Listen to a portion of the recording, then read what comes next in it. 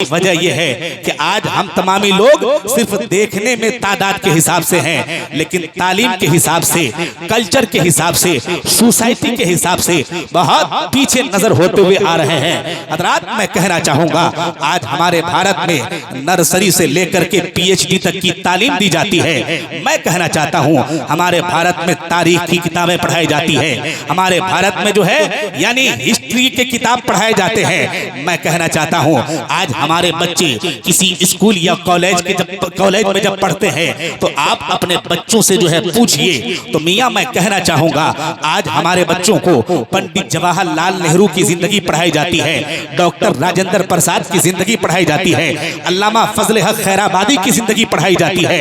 हज़रात, नेता सुभाष चंद्र बोस की जिंदगी पढ़ाई जाती है, अरस्तु का फलसफा पढ़ाया जाता है, कौन जो है साइंसदान कितने दिन तक चांद पे कदम रखा, ये हमारे नौजवानों को पढ़ाया जाता है।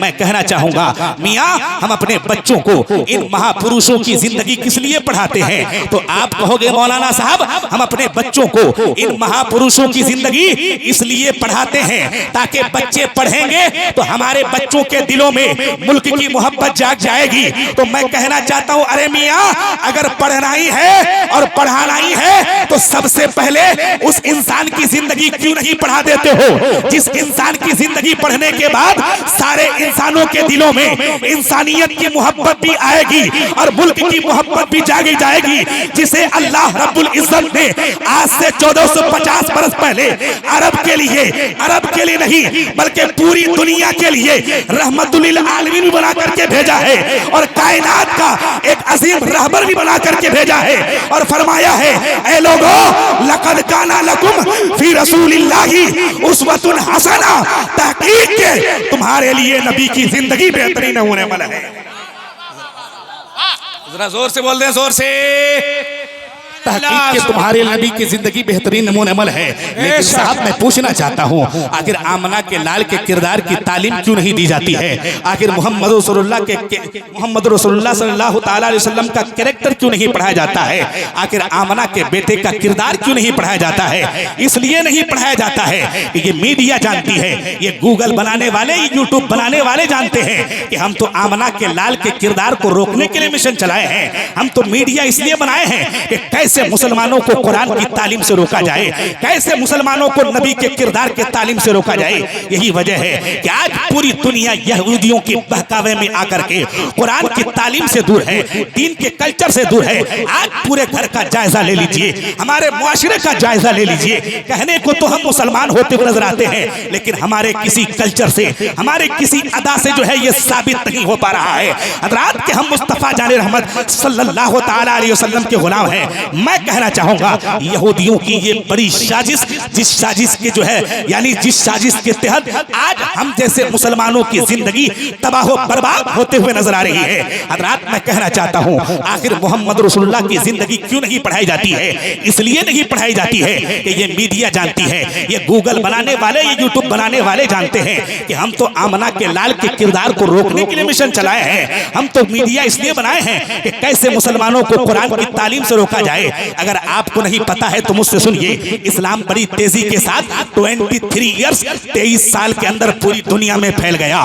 पूरी यहूदियत हैरान है कि वो कौन ऐसा इंसान है जिसने तमामी मुखालिफत के बावजूद पूरी दुनिया के कोने कोने में इस्लाम के धमक को पहुंचा दिया है। लोगों ने कहा कि हाँ, अरब की जमीन में एक ऐसा इंसान है जो अब्दुल मुत्तलिब के घर में पैदा हुआ है, आमना के गोद में पैदा हुआ है, जिसने थोड़ी सी मुद्दत में पूरी दुनिया में सच्चाई के लोहे को मनवा लिया है। जो भी उससे मिलता है उसी का दीवाना हो जाता है, जो भी उसको देखता है उसका शैदा बने बगैर नहीं रहता है, जो भी उसके कदम तक जाता है उसका कलमा पढ़े बगैर नहीं रह पाता है।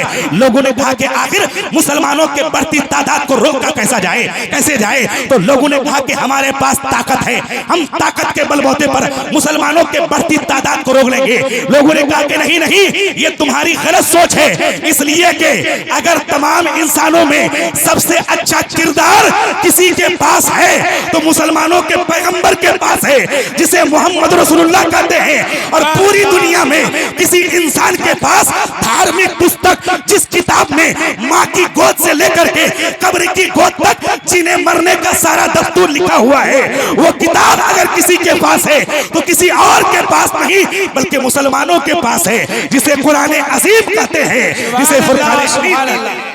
नारे तकबीर, नारे रिसालत, जश्न दस्तार फजीलत, उलमाए किराम, नारे तकबीर, जिसे कुरान कहते हैं। हजरात, कुरान की तालीम हमारे अंदर नहीं, आज नबी के किरदार के तालीम की दूरी की वजह से आज दर दर हम भटकते हुए नजर आ रहे हैं। आज हम जो है यानी सब कुछ होने के बावजूद हमारी दुनिया में कोई हैसियत नहीं है। हमारे जो है ऊपर तरह तरह के मसाइब व आलाम जो है तरह तरह के मसाइब व आलाम में हम घिरे हुए हैं। उसकी वजह यह है कि हम जैसे लोग अपने बच्चों को दीनी तालीम की तरफ रग़बत नहीं देते हैं, दीनी तालीम की तरफ राग़िब नहीं करते हैं। यही वजह है कि हमारा बच्चा सब कुछ होने के बाद एक अच्छा इंसान नहीं बन पाता है। वरना मेरे प्यारे, हम तो बरेली वाले हैं, हमारे इमाम ने जो है हर हर मोड़ पर हमारी रहनुमाई की है। मैं कहना चाहता हूं, आज हमारा पूरा घर जो है बिल्कुल बुराइयों के दलदल में फंसा हुआ है। कौन सी बुराई है जो आज मेरे घर में राइज नहीं है? हर तरह की बुराई मेरे घर में मौजूद है। फिर हम अपने आप को कहते हैं कि हम इस्लाम का दर्द, हम इस्लाम के दर्द को रखने वाले लोग हैं, हम इस्लाम के लिए जान देने वाले लोग हैं। मैं कहना चाहता हूं मेरे प्यारे, आज जो तुम दर बदर की ठोकरें खाते फिरते हो, फिर ये कहते हो कि वक्त अब बुरा आ गया है, अब हमारा क्या होगा? मैं कहना चाहता हूं, हालात से घबराने की जरूरत नहीं है, बल्कि आप अपने जज्बात को बेदार कीजिए और अपने अंदर इनकलाब लाने की कोशिश कीजिए। इस तौर पर आप इनकलाब लाने की कोशिश कीजिए कि डॉक्टर इकबाल ने बहुत पहले ही कहा था कि मोहम्मद से वफा तूने तो हम तेरे हैं, कि मोहम्मद से वफा तूने तो हम तेरे हैं। ये जहां चीज है क्या, लौह कलम तेरे हैं। सिर्फ डॉक्टर इकबाल नहीं बल्कि मेरे इमाम ने बहुत पहले ये नारा दिया था कि आज ले उनकी पनाह, आज मदद मांग उनसे, आज ले उनकी पनाह, आज मदद मांग उनसे, फिर ना मानेंगे कयामत में। अगर मान गया उन्हें जाना, उन्हें माना, न रखा गैर से काम, उन्हें जाना, उन्हें माना, न रखा गैर से काम। लिल्लाहिल हम्द, मैं दुनिया से मुसलमान गया। सुभान अल्लाह, सुभान अल्लाह, वाह, जिंदाबाद जिंदाबाद, नारे तकबीर, नारे रिसालत, मसलके आला हजरत, फैजाने ताजुस्सरिया, जश्ने दस्तार बंदी, उलमाए किराम। उन्हें जाना, उन्हें माना, न रखा गैर से काम। लिल्लाहिल हम्द, मैं दुनिया से मुसलमान गया। जानना है किसको? अपने हुजूर को। मानना है किसको? अपने हुजूर को। हजरात, आइए आपको दीनी तालीम की अहमियत और इफादियत के जरिए मैं आप पैगाम जाफरोश पहुंचाना चाहूंगा। मेरे प्यारे, जरूरत है आज के पैगामात पे अमल करने की, वरना जलसे तो आजकल हमारे गाँव में हर रोज हो रहे हैं, लेकिन उसका नतीजा और उसका बेनिफिट हमें बहुत कम देखने को मिलता है। उसकी वजह यह है कि हम सिर्फ जलसा कराने के आदी हैं, जलसों पर बोले हुए पैगामात पर अमल करने के आदी नहीं बन पा रहे हैं। यही वजह है कि हम सब कुछ करते हुए भी बेमकसद काम करते हुए नजर आते हैं। हज़रात, मैं कहना चाहूंगा, आज औलाद की तरबियत का तरीका मुसलमानों के अंदर सब कुछ जानने के बावजूद, सब कुछ समझने के बावजूद लोगों का जहन इस तरफ जाता नहीं है। यही वजह है कि हम जो है बुराइयों के दलदल में फंसे हुए हैं। हज़रात, मैं कहना चाहूंगा, पूरी दुनिया हैरान है, यहूदियत हैरान है कि वो कौन ऐसा इंसान है जिसने तमामी मुखालिफत के बावजूद पूरी दुनिया में इस्लाम के धमक को पहुंचा दिया है। लोगों ने कहा कि हाँ, ये हुजूर की जात है, मुस्तफा जाने रहमत की जिंदगी है, जिसकी जिंदगी की वजह से पूरी दुनिया में जो है एक इनकलाब बर्पा हो गया है। लोगों को जिंदगी जीने का एक शऊर मिल गया है, लोगों को जिंदगी जीने का एक करीना मिल गया है। हज़रात, मैं कहना चाहूंगा, आज यहूदियों के बहकावे में आकर के मुसलमान नबी के किरदार के तालीम से और कुरान के तालीम से दूर इस तरह हो गए कि आज कुरान सिर्फ जो है मदारिस इस्लामिया की जीनत बनकर के रह गया। आज कुरान जो है सिर्फ हमारी माओ और बहनों को जहेज में देने वाली किताब बनकर के रह गया। आज जो है कुरान जो है सिर्फ जो है बच्चों के कुरान खाने के लिए कि यानी बाप का इंतकाल हो, हम कुरान उस वक्त खोलेंगे, माँ जब मरे उस वक्त हम कुरान पढ़ेंगे, बाकी और टाइम में, बाकी और वक्त में कुरान पढ़ने की जरूरत क्या है? कुरान वो पढ़े जिसका चेहरा इस्लामी हो, कुरान वो पढ़े जो है यानी जो हर वक्त नमाज पढ़ता हो, कुरान वो पढ़े जो मस्जिद में रहता हो, कुरान वो पढ़े जो मस्जिद का आलिम हो, कुरान वो पढ़े जो मस्जिद का हाफिज हो। बाकी लोगों को कुरान पढ़ने की जरूरत नहीं है।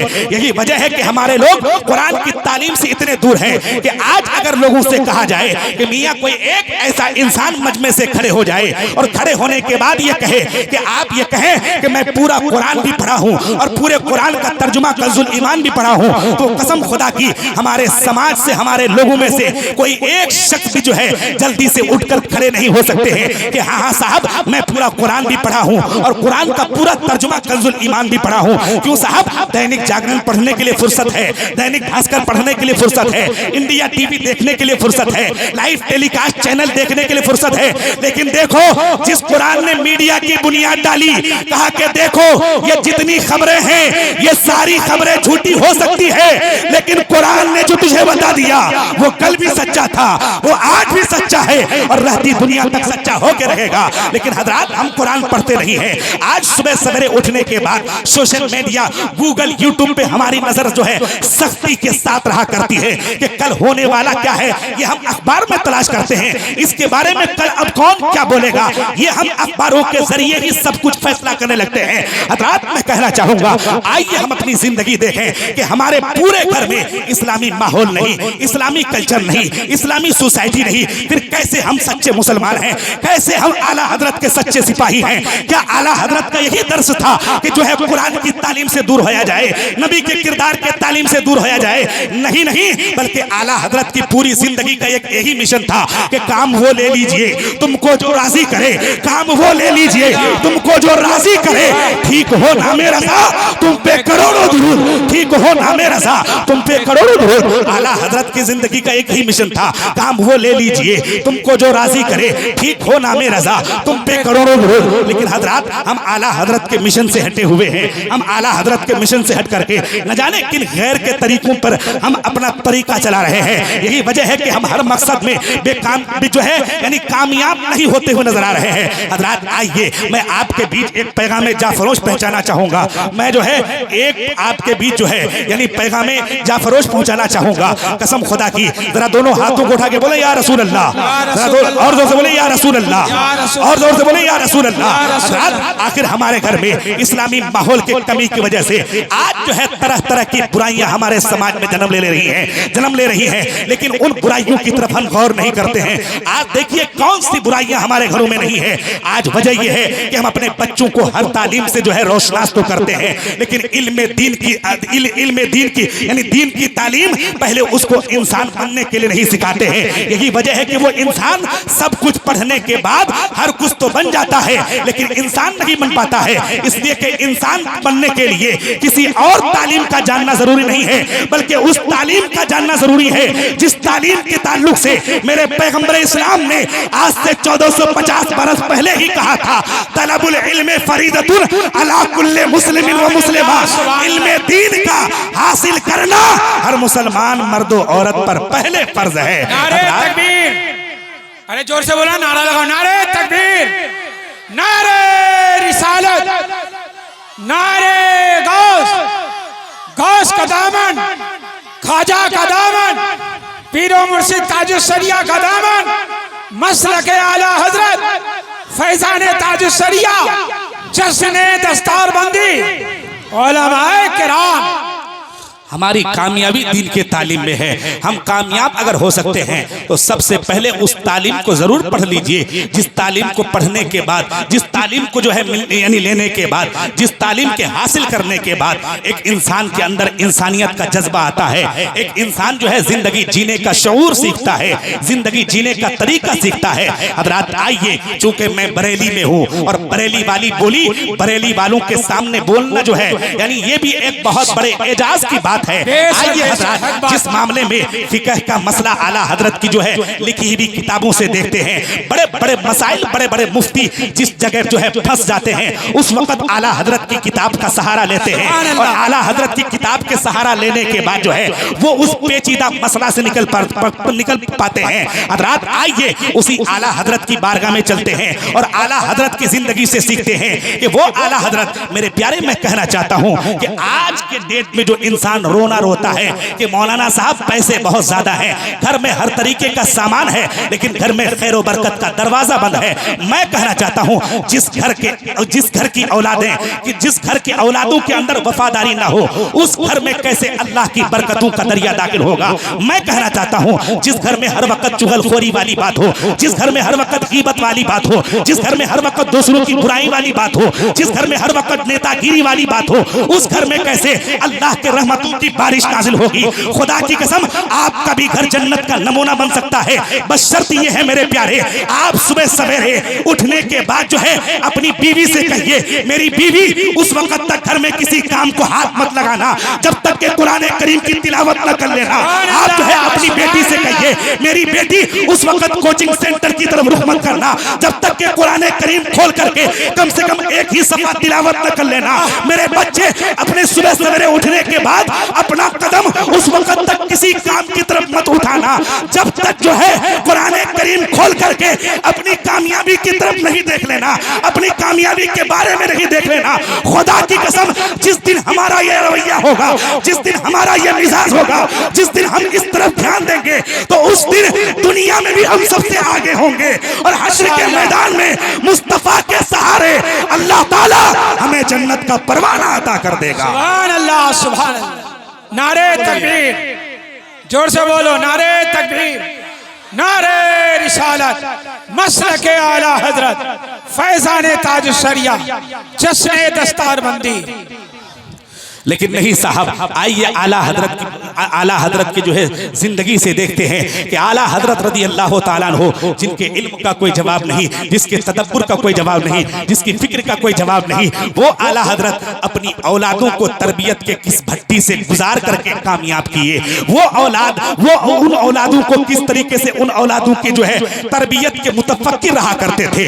हजरत रिवायत ये है कि एक मर्तबा हजरत नूरी मियां रहमतुल्लाह अलैह ने आला हजरत से कहा कि आला हजरत से कहा, ए अहमद रजा, इस हवेली के अंदर 2-4 जानवर हैं और रात के वक्त उन जानवरों को आकर के भेड़िया परेशान क्या करता है। ए अहमद रजा, मैं ये चाहता हूं कि 2 कुत्ते रख लिया जाए ताकि वो दोनों कुत्ते रात के वक्त हमारे जानवरों की पहरादारी किया करे। हजरत हुजूर आला हजरत को चाहिए ये था कि वो 2 कुत्ते का इंतजाम करें, लेकिन नहीं मेरे प्यारे, कसम खुदा की अगर किसी इंसान के ऊपर अगर किसी बुजुर्ग की नजर पड़ जाती है, वो इंसान दुनिया में भी कामयाब हो जाता है और उसकी आखिरत भी कामयाब हो जाती है। आला हजरत घर आते हैं और अपने दोनों बेटे हजरत अल्लामा मुफ्ती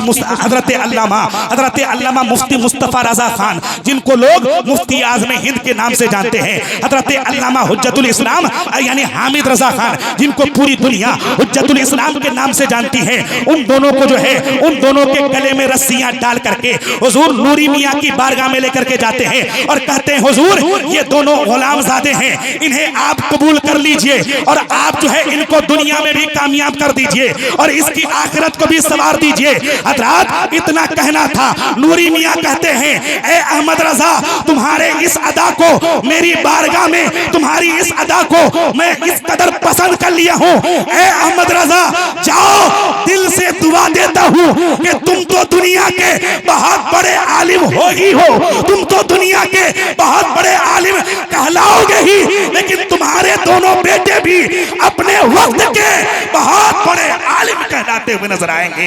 हजरत फिर दुनिया देखती है कि जब हजरत नूरी मियां की नजर, हजरत नूरी मियां की जो है नजर शफकत उन दोनों बेटे पर पड़ती है तो एक बेटा वक्त का इतना बड़ा मुफ्ती बनता है कि उस मुफ्ती की बारगाह में सिर्फ जो है इंडिया वाले नहीं बल्कि अरब के लोग मसला भेजा करते थे। अरब के लोग भी जो है अपने जो है यानी पेचीदा मसाइल के हल के लिए दरखास्त भेजा करते थे। मेरे प्यारे, औलादों की तरबियत जो है जब इस तरीके से की जाए तो खुदा की कसम वो औलादें जब दुनिया में कामयाब होती हैं, उन औलादों का रवैया जब दुनिया में कामयाब होता है तो फिर जो है वो घर जन्नत का नमूना बनता हुआ नजर आता है। लेकिन मेरे प्यारे जरा देखिए, आज लोग कहते हैं कि मौलाना साहब आखिर बच्चों को अगर जो है दीन की तालीम नहीं सारा वक्त दे दिया जाए जाए, सारा वक्त और सारी उम्र उसकी जब गुजर जाएगी तो फिर वो बच्चे आगे की जिंदगी के बारे में क्या सोचेंगे। मैं कहना चाहता हूं मेरे प्यारे, पैगंबर इस्लाम ने तो कह ही दिया कि सबसे पहले दीन की तालीम आपके ऊपर फर्ज है,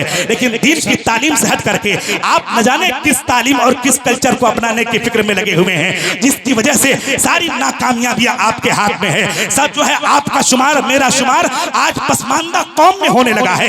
रात में कहना चाहता हूं, जरा देखिए कि आखिर जो है दीन के तालीम की अहमियत की जो है दीन के आज के डेट में कौन एक यानी किस गांव में और किस यानी करिया में और किस जो है मोहल्ले में इन जैसे दीनी इदारे का जो है कयाम नहीं है। लेकिन मैं कहना चाहता हूं उन इदारों में आकर के जब आप जायजा लेंगे तो कसम खुदा की आप जो है हसरत के साथ कहेंगे कि उन मदरसों में हर जगह के मदरसे का हाल यह है कि मदरसा कहीं और का है, बच्चे कहीं और से हैं, मदरसा कहीं और का है, बच्चे कहीं और से हैं। क्यों साहब, जिस गांव में मदरसा है क्या वहां मुसलमानों की आबादी की कमी है, या वहां पे मुसलमान है ही नहीं, या वहां पे मुसलमान है ही नहीं, तो लोग कहेंगे मौलाना साहब मुसलमान तो हैं, लेकिन आज के डेट में लोगों के अंदर शौक चढ़ गया है दुनियावी तालीम के हुसूल का, कि दुनियावी तालीम हुसूल करेंगे तभी हम कामयाब होंगे। दुनियावी तालीम अगर हम हासिल नहीं करेंगे, मैं कहना चाहता हूं क्यों साहब, आपकी जिंदगी के लिए कुरान की तालीम जरूरी नहीं है, आपके जिंदगी के लिए नबी के किरदार की तालीम की नबी के किरदार की तालीम जरूरी नहीं है। अरे नारा लगाओ, नारे तकबीर, नारे रिसालत, नारे गौस, उलमाए किराम। अरे उलमाए किराम जब स्टेज में आए तो तुम लोग जोर से नारा लगाओ, नारे तकबीर, नारे रिसालत, सुभान अल्लाह, सुभान अल्लाह। माशाअल्लाह, आप अपने माथे की निगाहों से देख रहे हैं कि शायर इंटरनेशनल मद्दाहे रसूल अकरम हजरत भाई मोहम्मद अली फैजी साहब तशरीफ ला चुके हैं। अब तो आपका जज्बा बेदार हो गया होगा, जरा जोर से बोलिए। आप सुनना चाहते हैं मोहम्मद अली फैजी साहब को, तो बस 5 मिनट की हमारी तकरीर सुनिए, फिर 5 मिनट के बाद आप जिस कदर शिद्दत पसंदी के साथ हजरत मोहम्मद अली फैजी साहब के माइक्रोफोन पे आने का इंतजार कर रहे हैं, उतनी तेजी के साथ आपके इस इंतजार की घड़ी भी मैं खत्म करने वाला हूँ। जरा जरा जरा जरा दोनों हाथों को उठा के बोलिए या रसूल अल्लाह। हजरात, कहना चाहता हूँ मेरे प्यारे, आप अपने घर के अंदर जो है यानी दीनी तालीम और दीनी कल्चर को जो है दाखिल कीजिए, ताकि हमारा मुआशरा बुराइयों दलदल से निकलता हुआ नजर आए। हजरात, लेकिन मैं कहना चाहूंगा 24 घंटा रात और दिन का वक्त गुजर जाता है, उस 24 घंटा के अंदर मैं कहना चाहता हूं बच्चे जो है कल्चर दूसरी जगह से, लेक्चर दूसरी जगह से सुनते हैं, लेकिन वो अपने माँ बाप के कल्चर को फॉलो करते हैं। जाहिर सी बात है, जिस घर में उसके माँ बाप नमाजी नहीं हो, फिर अगर माँ बाप ये तमन्ना करें कि मेरा बेटा इस कदर बच्चलन क्यों होता जा रहा है, कसूर उसमें 100% मुझ जैसे बाप का है कि मुझ जैसा बाप उसको हर तालीम से आगाह तो करते हैं, लेकिन दीन की तालीम पहले उसको इंसान बनने के लिए नहीं सिखाते हैं। आज पूरे 24 घंटे के वक्त में मेरे घर का आप जायजा लीजिए, हर वक्त जो है दुनियावी बातें, न कभी 24 घंटे के अंदर हश्र की बातें याद आती है, न कभी जहन्नम का तज़किरा होता है, न कभी जहन्नम के अजाब के सख्तियों का तज़किरा होता है, न कभी जन्नत की नेमतों का तज़किरा होता है, न कभी बुजुर्गों की जिंदगी का बयान होता है,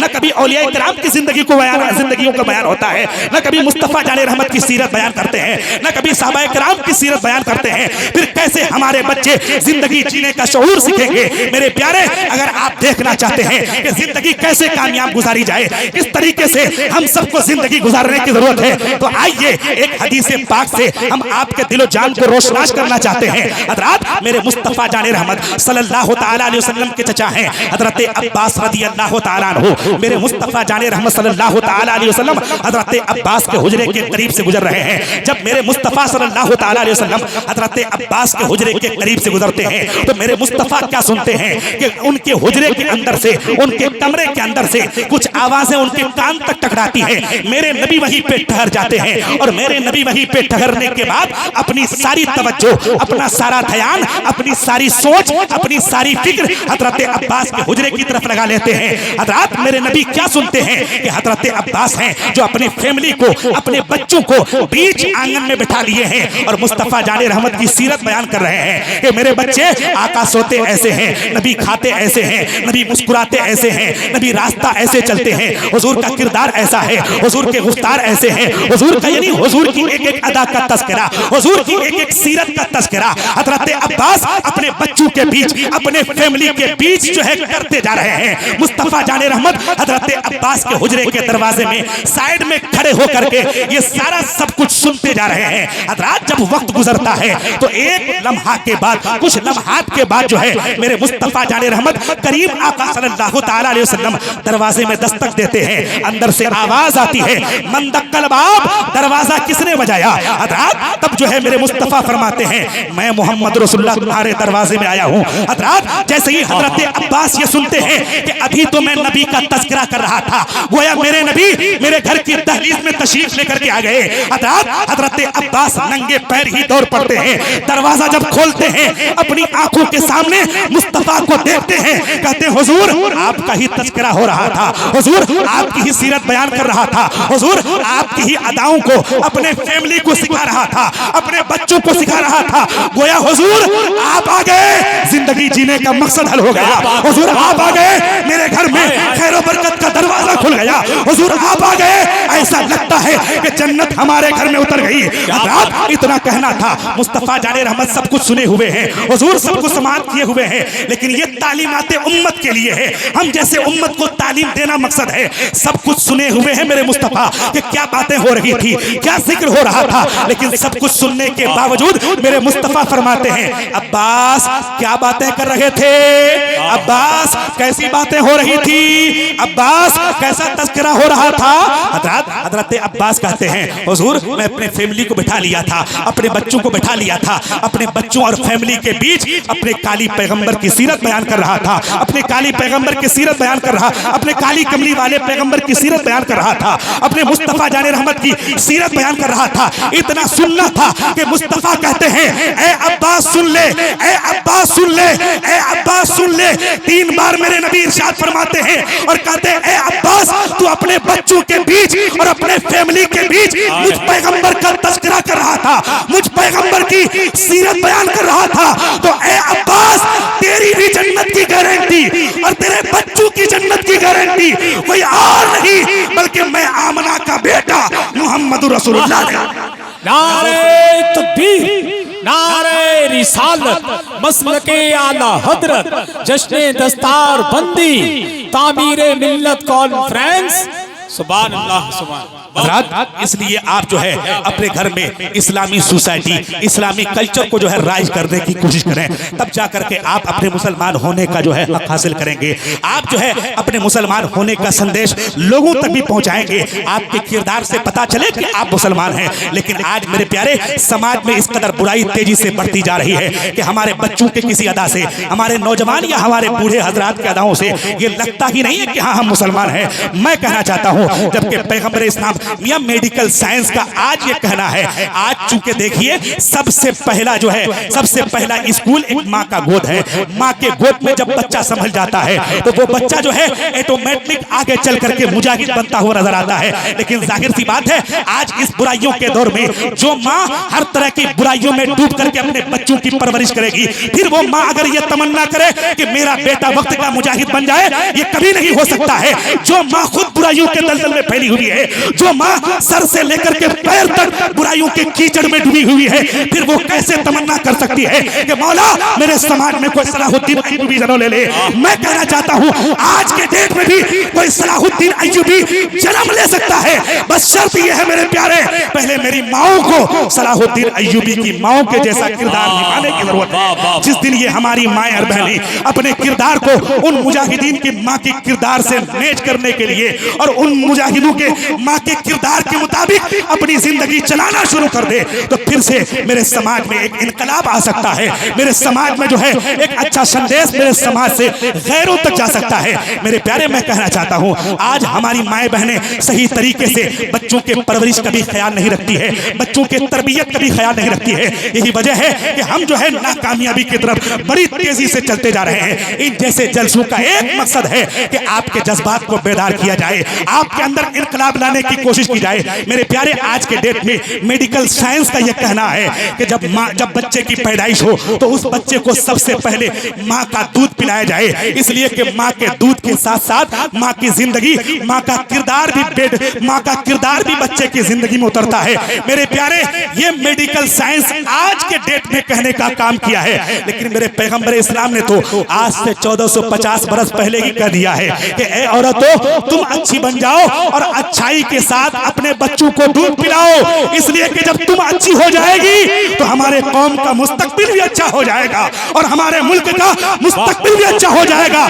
इसलिए कि तेरी गोद में पलने वाला बच्चा, ये मत समझना कि ये तेरा बच्चा बनकर के पल रहा है, तेरा बच्चा बनकर के बाद में पल रहा है। मजहब इस्लाम का सिपाही पहले बनकर के पल रहा है, मजहब इस्लाम का सच्चा मुबल्लिग पहले बनकर के पल रहा है। मेरे प्यारे, मैं कहना चाहता हूँ, जाहिर सी बात है, जब तक हमारी माएं बहनें सही तरीके से बच्चों की तरबियत नहीं करेंगे, हम जब अपने बच्चों को इल्म दीन की इफादियत और इल्म दीन की अहमियत से रोशनास नहीं करेंगे, आज हालात इस कदर बुरे हो गए हैं मेरे प्यारे, हम जो है ये बताना नहीं चाहते हैं, आज इल्म दीन के साथ साथ